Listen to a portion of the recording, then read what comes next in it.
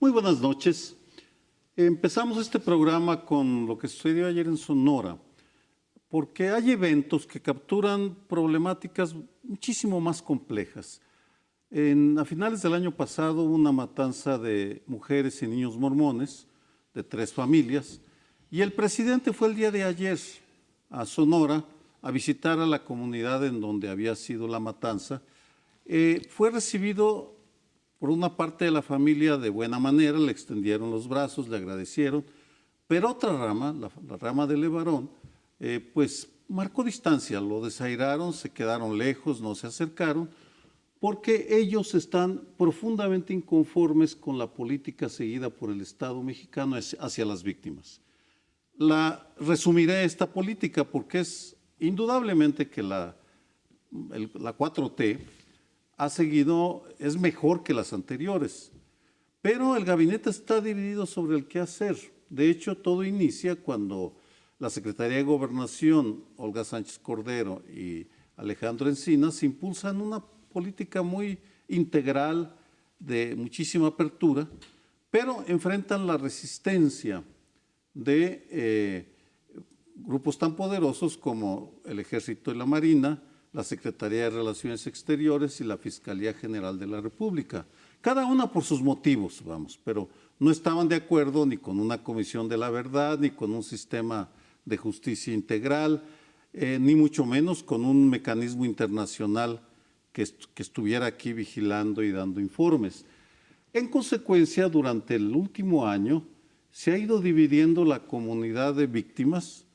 Algunas están a favor de lo que está haciendo la Secretaría de Gobernación, por ejemplo en Ayotzinapa, indudable los avances de lo que está haciendo, otros están en contra, y a raíz de la matanza de mormones, de una familia mormona, o de 3 familias mormonas, 9 personas, 3 mujeres, 6 niños, Javier Sicilia y Julián Levarón anunciaron una marcha que inicia el 23 en Cuernavaca y termina el 26 en el Zócalo. En el trasfondo está, tal vez, creo yo, la necesidad de que la 4T el gabinete de la 4T llegue a algún consenso sobre una política mínima que sea aceptable para las víctimas, porque es un flanco muy serio para este gobierno el que una parte de las víctimas se expresen de una manera tan negativa de lo que están dejando de hacer. Pero en fin, el debate está servido. El día de ayer vimos con toda claridad las fisuras en el gabinete y las fisuras en la comunidad de víctimas. Yo creo que hay elementos muy positivos en esta tragedia, otros que están por verse. ¿Cuáles son los positivos? El presidente lo recibió primero a la comunidad en Palacio Nacional y ahora fue al lugar de los hechos. No lo había hecho en otras ocasiones. Creo que es importante que el jefe del Estado, con su presencia, pues le dé relieve a lo que fue esta tragedia. Yo en esto creo que hay un elemento positivo. Segundo, creo que hay un trabajo discreto y efectivo entre las autoridades de México y de los Estados Unidos. Mañana viene nuevamente el procurador norteamericano a México, que ya se volvió como un vecino de esta ciudad. Vamos a ver qué discute, pero uno de los temas, lo dijo el embajador norteamericano, es que están también investigando del otro lado y que tendrían eventualmente 2 detenidos. Yo también ahí le pongo palomita y digo qué bueno que con discreción y eficacia los 2 países trabajen para enfrentar estas cosas, en donde no veo claridad en la eficacia para atender efectivamente el asunto en, digamos, términos más amplios, no solamente esta digamos, marcha a la que han convocado Sicilia y Julián Levarón ha sido en un punto descalificada, como ubicada, digamos, una opción más política de poner al presidente en el banquillo de los acusados. Creo que no es la intención. Creo que lo que hacen, y tienen toda la razón, es visibilizar un asunto que un año después de que este gobierno estuviera funcionando, siguen sin verse claridad. Ha tenido un balón de oxígeno importante el presidente con el caso García Luna. Incluso yo interpreto que la encuesta que publicó el Financiero, en donde rebota el presidente globalmente entre aprobación y desaprobación 8 puntos, se debe a que la gente dijo, mire, pues si lo de García Luna era así, que esto le diera gas y oxígeno al presidente y que bajara naturalmente la presión de la opinión pública sobre la estrategia de seguridad, pero me temo que sigue siendo una estrategia que todavía le falta demostrar que tiene eficacia en el mediano plazo. Y bueno, así veo 2 elementos positivos y otro que todavía tiene una amplia incertidumbre. Yo preguntaría cuál es entonces la receta para decir que es eficaz. Es un problema que lleva, ¿cuántos sexenios lleva ya como problema central puesto en la mesa de la discusión con mucha importancia? Puede ser que sea desde Díaz Ordaz, cuando el presidente más proclive a ser amigo de los norteamericanos, que iba a visitar al presidente Johnson, que se ponía el sombrero tejano, etcétera, y de repente cuando Nixon llega a la presidencia le hacen la operación Intercepción y lo dejan realmente temblando de coraje. Y luego ya viene Echeverría, al cual obligan a la operación Cóndor. ¿Desde cuándo estamos en esto? Y no sé, Leonardo, decir, en un año no ha mostrado, pues no, a lo mejor no lo muestra ni en todo el sexenio, porque viene de una complejidad el problema que resolverlo a la manera que nos gustaría ver. Bajan los índices de criminalidad, los asesinatos disminuyeron, el crimen organizado, en particular el narcotráfico, está en retirada. Ha de ser muy difícil. Ha de ser muy difícil. Yo veo en el caso de Peña Nieto, cuando sucedió lo de Ayotzinapa, él no se presentó en Ayotzinapa. Lo único que se puede uno conmemorar, recordar la memoria que se me viene ahorita es que les dijo, ya supérenlo, ¿no? A los padres de los 43. Aquí por lo menos se le poncha la llanta, está la temperatura bajo cero. Lo que haya estado ahí yo lo valoro mucho. Va ahí a mostrar que por ganas no falta. Ahora, para resolver este problema, vuelvo y con eso termino, ¿cómo? Sí, nada sencillo, nada fácil está. Y justamente eso era lo que decían muchos expertos, observadores y analistas durante la campaña electoral, porque López Obrador decía, vamos a resolver el problema. No lo han hecho Calderón, más bien él generó el problema desde esa perspectiva. Peña Nieto no hizo gran cosa distinta y por lo tanto tampoco pudo entrarle. Pero nosotros sí lo vamos a resolver. Y decía, pues con lo de las becas para que darles una opción distinta a los jóvenes, que no se vayan de sicarios, etcétera. La Guardia Nacional sí estaba planteada desde antes. Varias cosas, pero varios expertos decían, no va a ser tan sencillo de todas maneras. El problema es un problemón que se viene arrastrando. Y justamente quiero recordar que también decíamos, incluso en esta mesa, cuando arrancó el sexenio de Peña Nieto, lo va a rebasar este asunto. Este asunto tampoco no es sencillo. Y además de que él no estaba proponiendo cosas radicalmente distintas. Entonces la lógica era decir, pues si va a seguir más o menos con la estrategia de Calderón, con algunos cambios más bien cosméticos, pues los resultados van a ser más o menos los mismos. Aquí sí hay por lo menos en términos de planteamiento cosas diferentes, por lo menos a nivel de discurso y algunas decisiones, lo de la Guardia Nacional misma es algo distinto, pero el problema es de tal magnitud que vuelve a surgir la pregunta. No, el problema no ha rebasado, no será que ha rebasado las posibilidades del Estado, independientemente del color del gobierno.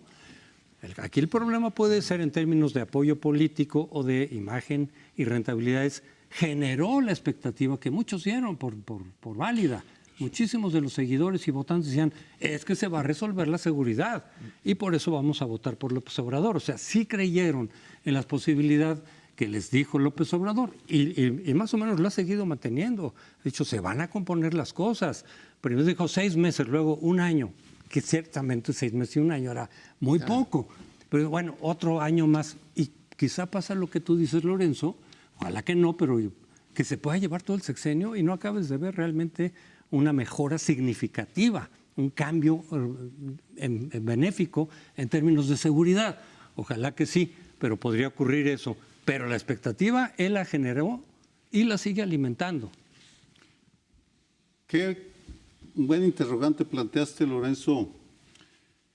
Lo que sucede entre quienes... Yo soy crítico de la poca atención. Por una razón, la estrategia integral de seguridad no contempla a las víctimas. Si uno revisa los diferentes pronunciamientos, sean de Durazo o sean del presidente, su primera mañanera de este año, en donde habló de los 4 pilares, no incluye a las víctimas. Tampoco Estados Unidos, por cierto. Son 2 omisiones muy significativas de temas que no quiere incorporar y que, sin embargo, si no están, esa es una señal para el gabinete de que no forma parte de las grandes prioridades. Y después, cuando uno revisa ya cuál es la insatisfacción de quienes seguimos estos temas, que sí están siguiendo casos, están atendiendo algunos casos, Ayotzinapa y Levarón, pero no se están yendo contra las causas porque no están incorporadas dentro de una visión integral y, por tanto, eso significa que no hay coordinación entre instituciones. Tú observas lo que hacen la Comisión Nacional de Búsqueda, por ejemplo, que acaba de presentar un informe espeluznante, 60 y tantos mil desaparecidos de los 60 a la fecha, casi 6,000 desaparecidos en lo que va del primer año, desaparecidos 6,000. Y cuando tú ves el informe de Carla Quintana, en la última, allá al final aparece que 12 entidades no han dado información sobre el número de desaparecidos. La Fiscalía General de la República no ha dado información, el gobierno de la Ciudad de México y el gobierno de Morelos. ¿Qué significa eso? Pues que no está dentro de las prioridades y, por tanto, las instituciones que sí están funcionando, porque nadie duda de que la Comisión Nacional de Víctimas o Ayotzinapa funcionan, no reciben la información que se requiere porque, pues, para la Fiscalía, por sus motivos, no quiere que haya un sistema de justicia transicional que le va a quitar competencias. La defensa, pues los militares, el tema de los derechos humanos, relaciones exteriores, la intervención de la comunidad internacional. Es decir, cada burocracia tiene sus propios motivos. Y si no entra en la agenda presidencial, ya lo sabemos, simplemente no se filtra. Ese es el motivo de insatisfacción, que no está en la prioridad, salvo en algunos casos, pero no en el tema de las causas. Ahora, ¿qué va a significar la marcha? ¿Va a tener éxito? No tengo la menor idea. Es un reflejo de la insatisfacción que existe en un sector, no en todos, ¿eh? La marcha tiene una relevancia porque para el presidente es muy significativo que la gente salga a la calle. Sus adversarios políticos, como los llama él, tradicionalmente no ocupaban las plazas. Por tanto, creo que ese tema les inquieta. ¿Cuándo sería razonable que la estrategia empiece a dar resultados? Pues la verdad es que no lo sé, pero sí ha logrado en un año cambiarle el estado de ánimo al país en muchos ámbitos y en seguridad no. La encuesta esta del Financiero a la que yo me refería da un enorme reconocimiento al presidente en casi todos los ámbitos, incluso el económico, a pesar de que las cosas no están yendo bien, y en seguridad la gente la verdad es que se pregunta, ¿y a dónde vamos por esta vía? No ha habido mejores datos en homicidios. Al contrario, no ha habido mejores datos en extorsiones, al contrario. No ha mostrado una particular sensibilidad a las víctimas en algunos casos, en otras, como reconocía, el que ha ido a Bavispe me parece un dato indudable, absolutamente relevante. Pero pues, hay un montón de casos pendientes en los cuales uno esperaría una mayor sensibilidad por parte del gobierno federal en prácticamente todos los ámbitos, y la cuestión es que no se ha visto un cambio de, ¿cómo le llamó Durazo? El punto de inflexión. Esta idea de que es un cambio de tendencia, como por ejemplo ahora la gente lo ve en el asunto del consumo interno, sabe que la economía va muy mal, la gente dice, bueno, algo está cambiando en este país, en el ámbito que es lo que es la confianza con las policías. la métrica para, por ejemplo, decomisar armas y todo lo demás, pues la verdad es que yo no lo veo. No creo que nadie en su sano juicio espere lo que en campaña nos prometió de los abrazos y no balazos. Lo que esperan es una percepción, teniendo una opinión pública muy favorable, o sea, hay una predisposición favorable al presidente de poder decir, vamos por buen camino. Hasta ahora me temo que no. Bien, fascinante el tema. Seguramente regresaremos. Por ahora nos tenemos que ir. Este mes se inauguró el Instituto Nacional de Salud y Bienestar, el INSABI, para sustituir el Seguro Popular. Hay que recordar que el Seguro Popular nació bajo el gobierno de Fox para cubrir pues, a todas las personas que no estaban inscritas, digamos, dentro del sistema institucional de salud y pues había que dar alguna cobertura mínima en vez de nada. Bueno, con todas las deficiencias, con todas las cosas pendientes que podían haber y ciertamente el programa funcionó en alguna medida, pero con muchos problemas también de corrupción, por supuesto, porque corrupción está penetrada prácticamente en todos lados. Es sin duda alguna uno de los graves problemas que tenemos aquí. Carcome las instituciones, pervierte los programas, etcétera. Entonces, pues sí, con muchos problemas el seguro social, seguro popular, pero estaba cubriendo de alguna manera a ese segmento. La idea con el INSABI es que se cubra incluso más ampliamente esos servicios y que sean servicios, lo han dicho así, gratuitos, sin costo o con costos mínimos, como ocurría también en el Seguro Popular. Bueno, pero se está cambiando, como en el caso de muchos otros programas, es decir, lo que había va para abajo, se cancela, lo enterramos y de ahí va a surgir una cosa mucho mejor, que se supone que será el INSABI. En el caso del Seguro Popular, varios de los secretarios que se encargaron de ese programa, desde su fundador, Julio Fren, hace algunos meses sacaron una carta diciendo, no lo hagan así, va a salir mal, mejórenlo, que hay mucho que mejorar, combatan la corrupción, castíguenla, claro que hay corrupción por todos lados, hay que castigarla, corregirla, reformen y vean la forma en que el propio Seguro Popular, cámbienle de nombre si quieren, que eso lo hacen muchos presidentes, cambian de nombre los programas para que tengan alguna parte de sello personal. Pero no lo quiten porque entonces de aquí a que empiece a caminar el otro va a haber un vacío muy grande, que eso puede ser más o menos tolerable en algunos temas, pero en salud puede no serlo. ¿Por qué? Porque en ese hueco, en ese espacio en que se vuelve a retomar, digamos, la eficacia, la distribución, puede mucha gente morir o simplemente quedar desatendida, agravarse sus enfermedades, que es lo que mucha gente está diciendo que está pasando.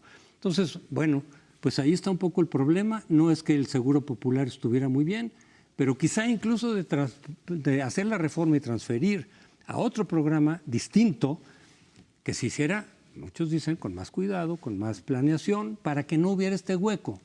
Yo veo tres planos. El primer plano es lo que tú acabas de decir y no tengo nada más que agregar. En una democracia pues, se discuten en campañas si funciona tal o cual proyecto. El presidente dijo, ni es seguro ni es popular, en esto no nos ha engañado y lo iba a quitar. Bueno, que tenía muchos problemas, todo, pero en una democracia los gobiernos llegan y cambian. Ese tema lo dejo ahí. Segundo plano, tiene que haber una claridad meridiana sobre, esto sí es responsabilidad del actual gobierno, sobre ¿cómo vas a financiar esto? O sea, tú no puedes decretar mañana, bueno, sí puedes, puedes decir, va a haber cobertura universal de la salud.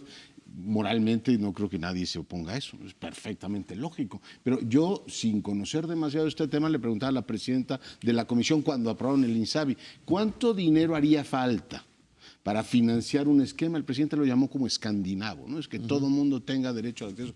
9 puntos del PIB. Y tenemos 3 puntos del PIB actualmente. Con lo cual tú dices, oiga, te hacen falta 6, que es el primer problema. ¿De dónde vamos a sacar 6 puntos del PIB para financiar lo que efectivamente es un tema fundamental con el que creo que todos coincidimos? Y el segundo es la operación. Tú puedes decretar, como lo decretaron en la capital aquí hace muchos años, todo mundo tiene derecho a la cobertura sanitaria y quien requiere las cosas pues se va a Médica Sur o al ABC o al Ángeles, y quien no tiene dinero se va con el doctor Simi o se va a las tiendas, los supermercados. ¿Por qué? Porque claramente el sistema enarbola derechos o los pone así como luminaria en el cine y a la hora que tú llegas es, pues sí, derecho tienes, pero no te lo puedo cumplir. Es el tema de la exigibilidad de los derechos. Dejo atrás pues el tema del seguro popular. El presidente ganó las elecciones y tiene derecho a desplegar su programa. Ahora el asunto es cómo se va a financiar esto y efectivamente cuándo vamos a tener derecho a exigir que nos atiendan gratuitamente. Hoy decía el señor Ferrer que bueno, sí va a ser gratis, pero gradual. Entonces tú dices, bueno, ¿gradual cuándo? ¿A partir del 24 ya va a ser gratis o no? Y el tema de fondo, que se lo ha dicho varias veces Rolando Cordero al presidente, uno no se puede, o sea, uno puede extender y universalizar todos los derechos que tenga. Ahí vienen el de las universidades también la semana próxima. El tema es que pues hay que determinar con qué dinero vas a financiar todo esto, si no se vuelve todo una especie de pues, panfleto político. Sí, por ahora el sistema de salud en buena medida está en el doctor Simi, las farmacias San Pablo y todo esto, que por ¿qué? 40 pesos y algunas veces ni siquiera te cobran. Ahí te venden la medicina. Y uno dice, ¿será la medicina correcta? También muchos de los médicos que están ahí no tenían otra cosa, no tenían otra opción, están metidos en eso porque no hay las plazas para ellos. Ahora ya anunció que va a haber plazas, que se van a aumentar enormemente las plazas. Bueno, la crítica que se le hace creo que es buena porque es una manera en que va a tener que responder. Su planteamiento es a la Noruega, que a mí francamente sí me gusta, que todo mundo tenga derecho a la salud. Bueno, en Cuba, por ejemplo, todo el mundo tiene derecho a la salud y se ha logrado algo, no soy experto en esto, más o menos bueno. Es decir, se puede lograr en países pobres también, pero cuesta un montón organizarlo y ahorita la crítica es falta de organización. Va a tener que hacerle frente a esto. Y en eso la sociedad mexicana sí está muy viva, porque cualquier cosita que se salga un poquito de lo que, como dice Crespo, prometió, bueno, pácatelas ahora a cumplir. Esa es quizá la lógica de toda la política de la Cuarta T. Quiere cambiarlo todo. Yo personalmente veo que está muy bien cambiarlo todo. Ahora hay que estar consciente de que el tiempo no le va a alcanzar, de que los recursos no van a alcanzar y va a seguir recibiendo estas críticas. Pero vale la pena intentarlo. Vale la pena intentar a ver si se puede dar una cobertura general. Este problema de las clases populares y la salud viene desde la época colonial. Es cómo le hacían entonces las órdenes religiosas, los hospitales, las grandes figuras religiosas de la época colonial, era la búsqueda de hospitales para los pobres. Y seguimos metidos en eso. Ahora se quiere dar el gran salto, por primera vez tener a todos con la cobertura. Está difícil, pero bueno, pues él sabía en qué se metía. Vamos a ver cómo lo responde. Lo abordo por un ángulo ligeramente diferente. Tiene que ver con el apresuramiento, la ineficiencia y el voluntarismo selectivo. Porque la 4T, observándola, y me voy a permitir hacer una comparación entre Hacienda y el sector salud. En ambos existen burocracias de carrera muy consolidadas, muy profesionales, con decenas de años de experiencia. Yo conozco más el sector salud que Hacienda, claro, pero llama la atención la pulcritud y el cuidado con el que se ha comportado la 4T hacia la Secretaría de Hacienda. La han respetado, han intentado no vulnerar excesivamente el tipo de personal y han nombrado personas con experiencia, buena, mucha, pero se observa lo mismo en el Banco de México, que los dos vicepresidentes que nombraron son con buena trayectoria, uno no les puede cuestionar. Y ahí está el dato, una inflación histórica. Mira, cuando se trabaja bien, de pronto Ahí hay han buenos trabajado resultados. bien y pues uno lo reconoce porque observas la pulcritud. Me pregunto por qué en algunos sectores del gobierno eso se transforma en el descuido. Porque, por ejemplo, empiezo con el INSABI, el comentario sobre el INSABI. Este señor Ferrer no tiene ninguna experiencia en el sector salud, viene del mundo de la antropología, me parece, Sí. pero lo ponen a la cabeza de un submundo muy especializado, muy celoso con sus reglas, que podrán ser fifís, adversarios, lo que se quiera, pero tienen sus reglas. Es como si en el Colegio de México nos pusieran a Dolores Padierna, por ejemplo, si se pudiera. Por ejemplo. ¿Eso es una petición? No, pues ya, es que este año cambia. Una promoción. Y si supongamos que no se respetara el proceso, evidentemente tal vez se lastimaría y la comunidad se sentiría agraviada. Y me parece que ese es, en el INSABI, en el sector salud, hay ese descuido de decir, en fin, Es pues que- hay que, basta con que sean honestos y leales Y a lo mejor que sepan administrar, porque uno podría decir, bueno, y en esos países donde ponen como secretario de la defensa a un civil y a una mujer, Tienes razón, pero Pero aquí, esto es un no se puede técnico que administrar. opera un instituto. pero aquí no se está viendo ni experiencia, ni tacto, ni se está viendo el atrabancamiento, el apresuramiento. Yo creo. retomo lo que decía o recordaba Lorenzo sobre que ofreció López Obrador un sistema de salud al estilo noruego, escandinavo. También en otros ha ofrecido pensiones, educación. Claro que quisiéramos eso. Es decir, insisto una vez más, el problema no está en los objetivos mismos que yo creo que la mayoría suscribimos. Que haya mejor educación, pues claro, que haya mejor salud y que llegue a todo el mundo y con medicinas adecuadas y con los servicios, por supuesto que sí. Y lo mismo en todo, crecimiento económico, mayor igualdad social. Sí, el problema, los debates, las críticas surgen de cómo lo vas a lograr, de qué políticas vas a seguir, de qué metodología vas a aplicar para conseguir eso. Ahí es donde surgen las críticas, que pueden estar correctas o no. No digo que los críticos tengan la verdad absoluta, simplemente muchos en distintos temas dicen, oye, estamos de acuerdo con el propósito, lo suscribimos, pero así no lo vas a conseguir, o te vas a tardar más, o vas a generar problemas que pueden ser hasta contraproducentes. Entonces, en la idea de la 4T es, vamos a cambiar todo de manera profunda y eso implica que vamos a tirar lo que había antes para que de ahí resurja verdaderamente un cambio significativo. Y él utiliza esta frase muy frecuentemente, decir, disculpe las molestias que la obra le genera. No, pero pero a ver. en cuestión de salud, esas molestias Pero pueden no ser en todo, letales. no en todo, Crespo, lo está diciendo Sergio. Es el mejor dato de inflación de toda la historia.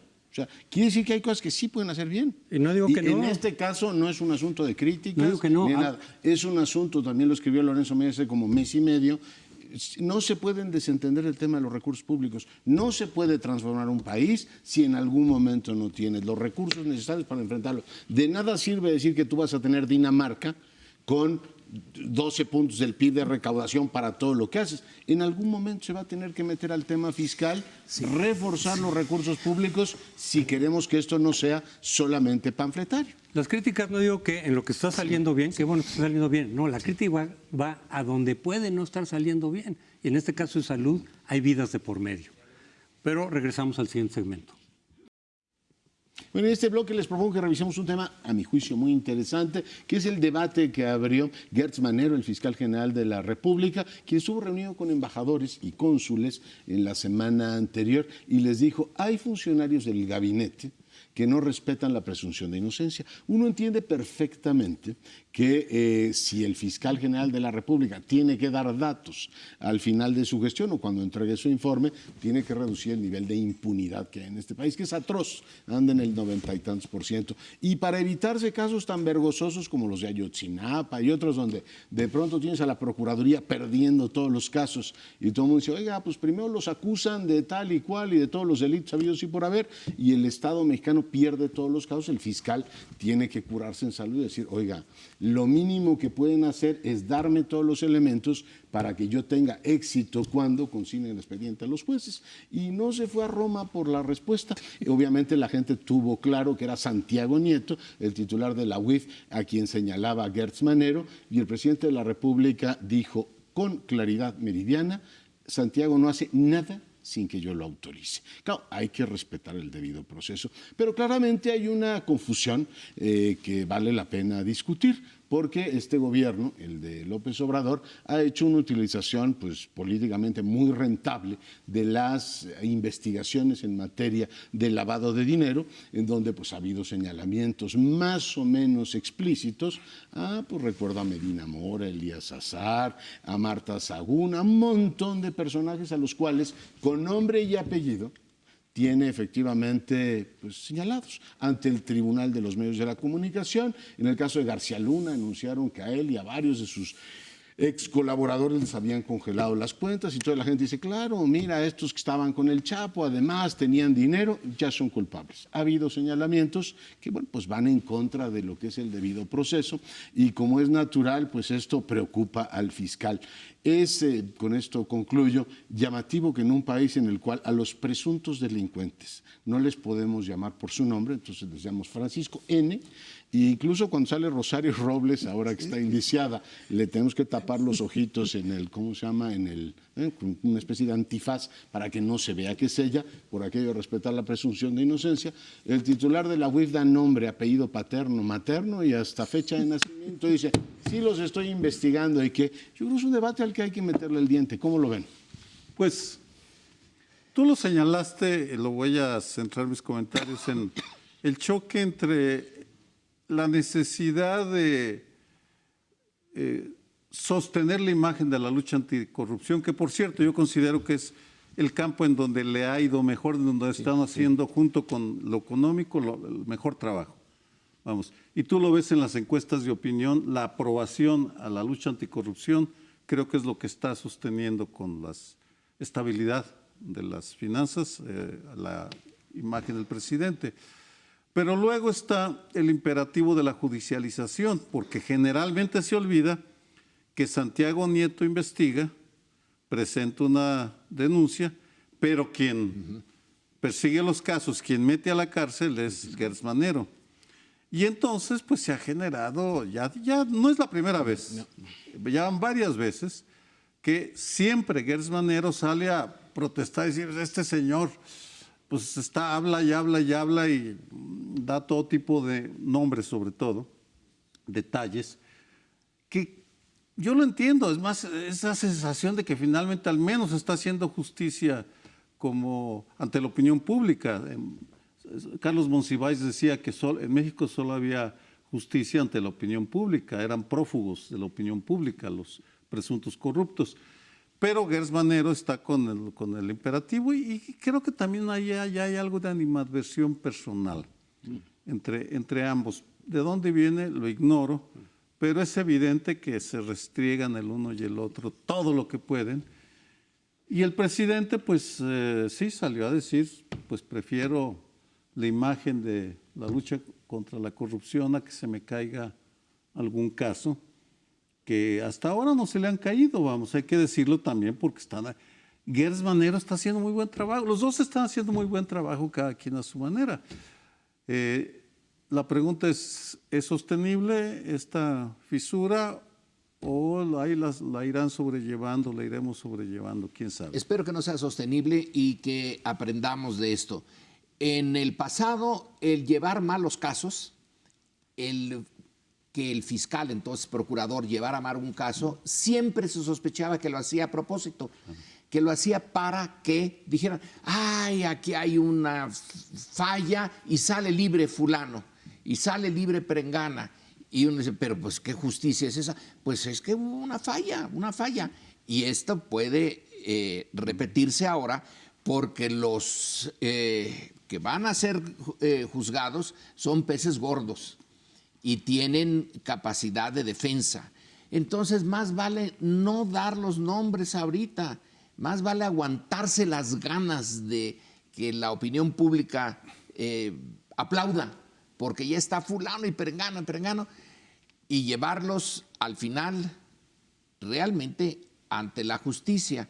Porque si uno de estos grandes casos se cae porque la defensa muestre aquí se violó esta norma central en todo el mundo civilizado de que se debe de presumir la inocencia y ustedes los empezaron a condenar desde antes, sería doblemente trágico, porque sería volver al pasado, por otras razones, no por las razones corruptas de antes, sino por el descuido o la prisa en condenarlos. Mejor vale más paso que dure que trote que canse. Es que yo tengo la impresión de que tanto en el pasado, y podría repetirse ahora, hay conflicto entre el uso político o la rentabilidad política que señalaba Leonardo con la cuestión del proceso jurídico como tal. Porque también en el pasado, sí, hubo muchos casos en los que se nos fue porque en la técnica jurídica lo hicimos mal, pero en realidad quizá no había la decisión de procesar a esa persona, solamente de hacer como que se le procesaba y luego venían los acuerdos políticos y luego yo te dejo fuera. Y claro, el mejor argumento es decir, pues se nos atropeó aquí las cosas y el debido proceso o lo que fuera. Pero ahora yo sí creo que puede haber también ahí una motivación política, que dices en términos de opinión pública, de búsqueda de los aplausos, porque en varios casos ha señalado el propio López Obrador que sería complicado, difícil e inadecuado o no aconsejable perseguir a corruptos del pasado, que es un argumento que usó Fox también para darle la vuelta a un compromiso que tenía de campaña. Quizá el principal compromiso era vamos a combatir la corrupción y se acaba la impunidad de Fox. Y de pronto dijo, pero señores, es que eso se nos va a complicar y va a ser cacería de brujas. López Obrador lo ha dicho también de varias maneras, es decir, al grado incluso de vamos a preguntarle a la gente si quieren que procesemos a los expresidentes. No, pues en principio si hay elementos para procesar y estamos en tiempo y todo, se tendría que aplicar. Pero a lo mejor él dice, ok, no me voy a meter tan a fondo porque se nos pueden complicar las cosas, pero sí vamos a darles un llegue en términos de opinión pública. Pero entonces ahí estás mezclando reglas en un sentido, ¿no? Para obtener una rentabilidad política, para pegarle a tus adversarios, para pegarle a los miembros del neoliberalismo, a los gobernantes, pero sin llegar a la cuestión jurídica a fondo. Entonces, el que se combine o que se contradiga la técnica jurídica y el objetivo jurídico con lo político puede entorpecer, a final de cuentas, que se lleve a cabo un Estado de Derecho como debe ser. Una breve comentario a lo que decías. Es evidente que el presidente dice no querer, pero si las instituciones se lo imponen, él reacciona con enorme gusto. Ejemplo, el INAYAL, que ha criticado cada que ha podido, la acaba de corregir la plana y decir, tienen que explicar las razones de fondo por las que renunció Eduardo Medina Mora a la Suprema Corte. Y el día de hoy el presidente dijo, por supuesto, mañana informo. Sí, yo encantado de soltar la información. Con lo cual, él ya puede decir, yo no rompí el acuerdo presunto que se dio entre su gobierno y Medina Mora para que renunciara sin hacer ruido, sino es el INAI el que se lo impone. Y entonces, bueno, pues ahí va la información y el raspón pronóstico que le van a dar a Medina Mora va a ser monumental. Pues ya lo veremos. Los que van muy mal parados ahí son los senadores, porque aprobaron la renuncia sin que les informaran. Y ahora el INAI, digo, señores senadores, señores y señoras, incluidos los del PAN, ahora sí les vamos a informar por qué votaron a favor de la salida de Medina Mora. No tiene pérdida el asunto. Pero a ver, regreso al tema este. Si tú vas por la lógica política, como dice Crespo, pues el presidente le está sacando jugo a todo lo que hace. Ahí están los sexenios anteriores, Calderón, Martí Sagún, esto era un desastre, estaban metidos con el Chapo, y él dijo, no crea nadie que voy a defender a Calderón, como si alguien en este país hubiese imaginado que López Obrador iba a defender a Calderón en algo, ¿no? O sea, el tema está claro, ¿no? Va a hacer leña todo lo que pueda, y creo que el mensaje que mandó es, perdón, mientras yo le saque rentabilidad política a esto, y se la ha sacado a fondo, el tema de que pierdas en lo jurídico, que yo coincido con Lorenzo, en la construcción del Estado vas a perder, porque en 5 o 6 años le van a decir, oiga, todos los delincuentes de cuello blanco, aparte de Collado y aparte de todo, el conjunto de sus enemigos políticos, ¿dónde andan? Se ha reducido efectivamente el lavado de dinero en este país porque pues, las organizaciones criminales, estas que siguen delinquiendo, supongo que lo hacen no porque les guste delinquir, sino por el dinero. Entonces dirá, oiga, aparte de la persecución política, que tiene su lógica, ¿qué éxito ha tenido usted aquí y allá? La clave de bóveda de la estrategia de seguridad, además de la protección social, la prevención social, era vamos a enfocarnos en que Santiago Nieto esté centrado en el tema de no decapitar de la forma tradicional, pero sí quitarles el dinero a las organizaciones criminales. Claro, si andas persiguiendo a los legionarios de Cristo en los 90, que no digo que no haya que hacerlo, pues tu atención está centrada ahí y lo que efectivamente dice Gertz Manero, que a mi juicio es atendible, pues de esta manera no hay manera de pasar de cómo andamos en el 94% de impunidad. Es decir, todos los casos se le caen a la Procuraduría General de la República y en 3 o 4 años, pongo 2 nombres, César Duarte, que el presidente dijo que ya iban ahora sí a extraditarlo apropiadamente, y Genaro García Luna. Si no hay juicio en Estados Unidos y lo traen aquí para enjuiciarlo, va a decir, perdóneme, a mí ya me condenó el presidente y por tanto no hay tribunal que acepte efectivamente un encauzamiento así. Pero bueno, queda en el ámbito político, que pues también es una ventaja para el gobierno actual. Pausa, regresamos en un instante. Pues bien, vamos a cerrar esta mesa con el tema internacional, pero no es que nos vayamos a lo internacional, sino que lo vemos desde adentro. El gobierno mexicano, y en esto también López Obrador parece haberlo aceptado ya, está, digamos, satisfecho de que México vuelva al Consejo de Seguridad. Recordemos que el Consejo de Seguridad tiene miembros permanentes, las grandes potencias, los que tienen la bomba atómica. Bueno, algunos de los que la tienen no están ahí, pero todos los que están allí la tienen. Y luego están los chiquitos, los que son nada más por un tiempo, que es un acuerdo para medio democratizar lo que la democracia no puede funcionar, que es la existencia en este mundo de grandes potencias imperiales y un montón de intermedios y pequeñitos. Entonces a los pequeñitos se les da la posibilidad de tarde en tarde estar en el Consejo de Seguridad. Y pareciera ser siempre una cosa exitosísima. Un país chiquito que se sienta al lado de Estados Unidos, Rusia, China, pues ya estamos en la misma liga. Yo digo que no, y que puede ser peligroso. Y ya lo vimos en el caso de la invasión a Irak, que Estados Unidos quiso la invasión y el gobierno mexicano, sobre todo el representante de México en la ONU, no quería aceptar la posición norteamericana, es decir, nos metimos entre las patas de los caballos de manera innecesaria, porque en el Consejo de Seguridad, ¿con quién nos vamos a enfrentar de tarde en tarde? Pues con la gran potencia, no con China, no con Rusia, con Estados Unidos. Meternos allí es estarle pues tentando a la suerte. Ese es el tema, se los pongo aquí en la mesa. Yo creo que fue bastante interesante esta semana la decisión del presidente, no solamente de, por supuesto, convalidar, aunque no lo mencionó en su discurso frente a los embajadores y cónsules, es curioso, habló de política interna, de lo bien que le está yendo. Pero en una de las gobierno. mañaneras sí lo dijo. Sí, pero digamos, en su discurso ante los embajadores, ni eso, ni la presidencia de CELAC, ni que México iba a participar de manera más consistente en las operaciones de mantenimiento de la paz. Con lo cual, pues, no solamente tienes un involucramiento en el Consejo que ya describía Lorenzo Meyer, mi postura es que es mejor estar ahí que no estar. De todas maneras, es una parte, digamos, rotativa, y yo creo que es positivo que México también tome parte en las discusiones. En el caso de Irak, su parte habrá ayudado a temperar la decisión o a elevarle los costos a George Bush. Yo creo que eso es benéfico. Y el presidente estuvo en San Miguel de los Cahueyes y el mensaje que mandó es: estoy de acuerdo con que haya tropas mexicanas, o sea, no solamente civiles y policías, tropas mexicanas que vayan a distintos puntos.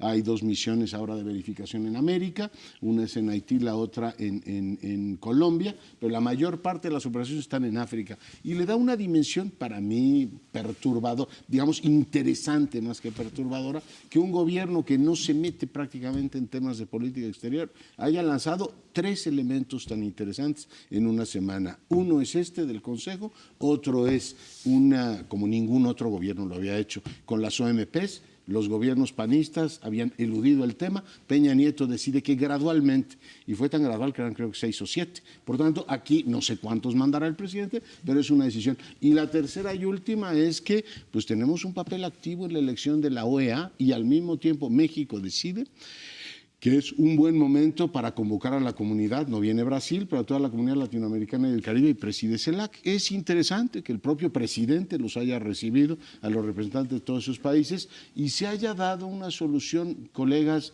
déjenme decirlo, bastante ingeniosa, para un país que está siendo acusado, una diplomacia que está siendo acusada de estar completamente entregada a Trump, de tratar de compensar un poquito con algún latinoamericanismo en temas interesantes como la innovación. En fin, creo que no va muy lejos CELAC, pero fue un planteamiento, tengo que reconocerlo aquí en cadena nacional, ingenioso. Voy a abordarlo con una óptica algo diferente. Hay personalidades en la diplomacia mexicana que se van por la libre y por alguna razón en Naciones Unidas, en la representación ante las Naciones Unidas, estamos ante el tercer caso que yo recuerde, en el cual se van un poco por la libre. Porfirio Muñoz Ledo en los 80s tuvo, digamos, un altercado violento con un neoyorquino. El caso es que estaba Bernardo Sepúlveda de secretario de Relaciones Exteriores, invitó a regresar al Porfirio y Porfirio decidió posponer hasta que convino a sus intereses, lo cual generó un conflicto enorme. Pero Porfirio llevaba una agenda propia, es a lo que voy, una muy latinoamericanista, europeísta, siempre ha sido francófono en su cultura, fascinante el ejercicio. Luego llega Adolfo Aguilar Sincer, durante los años de Fox, que se va a la representación y agarra un tanto por la libre para enfrentarse a Bush en el famoso debate sobre la intervención en Irak, el tema de si había armas de destrucción masiva en Irak o no. Y se la juega Adolfo y terminan tronándolo y trayéndolo a México. Y él escribe una carta de renuncia. Porfirio no escribió carta de renuncia, fue otra forma. Adolfo sí escribió una bella carta de renuncia que creo que vale la pena conservar y leer. Ahora, el caso es bien interesante porque Juan Ramón de la Fuente, nuestro embajador, tiene una personalidad muy parecida, no igual, es diferente, es más... Sí. Es diferente a Adolfo, diferente a Porfirio, pero también él quiere utilizar Naciones Unidas para impulsar su agenda y su agenda es el de ir contra el armamentismo. Por ahora coincide con Marcelo Ebrard, que también le encontró ya beta política al tema de las armas, lo cual me da mucho gusto porque creo que el contrabando de armas de Estados Unidos a México es gravísimo, entonces qué bueno que está, pero... esa independencia mostrada por Juan Ramón de la Fuente me parece que va a ser otro de esos temas que le ponen pimienta al gobierno de la 4T. Pero yo sí creo que efectivamente no hay ganancia importante para México ni para este gobierno que vayamos al Consejo de Seguridad. Coincido con lo que decía en ese sentido Lorenzo. Es decir, por un lado puedes decir, bueno, estamos jugando un papel importante otra vez, estamos en el Consejo, nos toman en cuenta, etcétera. Sí, pero te metes efectivamente en un dilema permanente, que es, en el Consejo de Seguridad se deciden cosas que incluso, como ahora lo de Irán o en su momento lo de Irak, pues no están directamente relacionadas con México, ¿no? Puede haber todo el conflicto de Medio Oriente por aquí, por allá, China, Corea, lo que tú quieras, no es algo que directamente nos afecte. En cambio, la relación con Estados Unidos sí, pero en el Consejo de Seguridad se deciden ese tipo de cosas y ahí no va a bastar para los norteamericanos, y menos para Trump, la salida que ahorita se dio ante la cuestión de Irán, ¿no? Ante la intervención de Trump con el asesinato de No, decir, no, yo estoy en favor de la paz, no de la guerra, no opino, yo neutralidad. No, señor, ahí tienes que votar.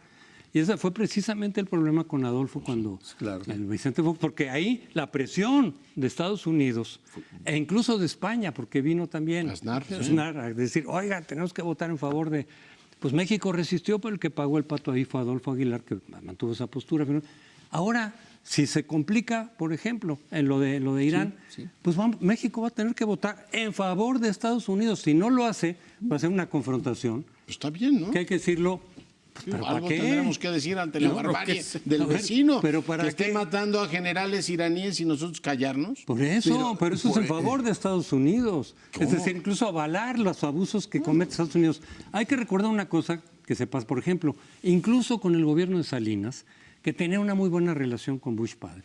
Cuando hubo la invasión a Panamá, ¿no? para capturar a Noriega, que estaba metido en narcotráficos, México protestó.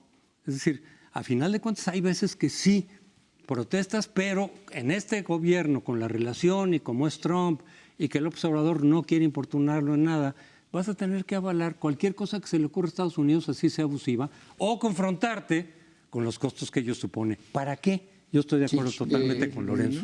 Yo creo que es tomar un riesgo innecesario, porque si se...